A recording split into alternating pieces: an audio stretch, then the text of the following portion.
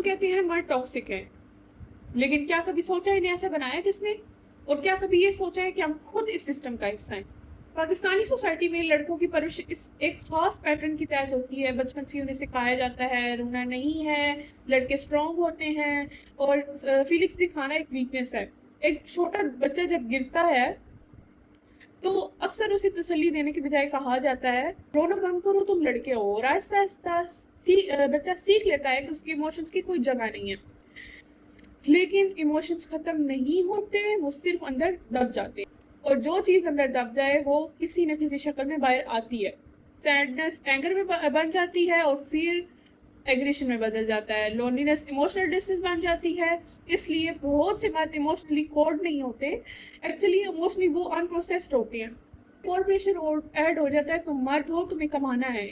یہاں مرد کی ویلیو اس کی ارننگ سے جوڑ دی جاتی ہے، اور اس کا رزلٹ یہ ہوتا ہے کہ وہ ہمیشہ پریشر میں رہتا ہے، کبھی ریلیکس نہیں کر پاتا، کیونکہ فیلنگ کا مطلب یہاں ویکنس سمجھا جاتا ہے. لیکن یہاں ایک چیز پر بات بہت کم ہوتی ہے کہ یہ صرف مردوں کا ایشو نہیں ہے، یہ پورے اپ برنگنگ سسٹم کا ایشو ہے، اور اس میں خواتین بھی نہ جانتے ہوئے حصہ رکھتی ہیں. کیونکہ اکثر گھروں میں مائیں وہی ہوتی ہیں جو اپنے بچوں کو سکھاتی ہیں کہ لڑکے یہ کرتے ہیں، لڑکیاں وہ کرتی ہیں، لڑکوں نے یہ کام کرنا ہے، لڑکیوں نے یہ کام کرنا ہے. لڑکوں کو رفنس سکھائی جاتی ہے، اور لڑکیوں کو سائلنٹ سفرنگ سکھایا جاتا ہے.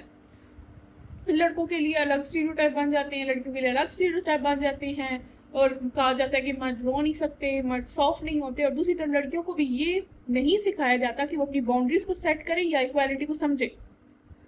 تو جب وہ بڑے ہوتے ہیں تو وہ دونوں ڈسٹورٹیڈ ریالٹی لے کر آتے ہیں. پھر سوسائٹی میں ایک سائیکل چلتا رہتا ہے. ایک طرف عورت کہتی ہے مرد ایسے کیوں ہیں، لیکن وہ خود بھی اس چیز کو ری انفورس کر رہی ہوتی ہیں، مردوں برداشت کرو، اسٹرانگ بنو. اور دوسری طرف مرد بھی اسی سسٹم میں ٹریپڈ ہوتے ہیں. یہ بلیم گیم نہیں، یہ صرف ایک کلچرل سائیکل ہے. تو شاید سوال یہ نہیں ہے کہ مرد ٹاکسک کیوں ہوتے ہیں، اصل سوال یہ ہے کہ ہم سب نے مل کر ایسا سسٹم کیوں بنایا.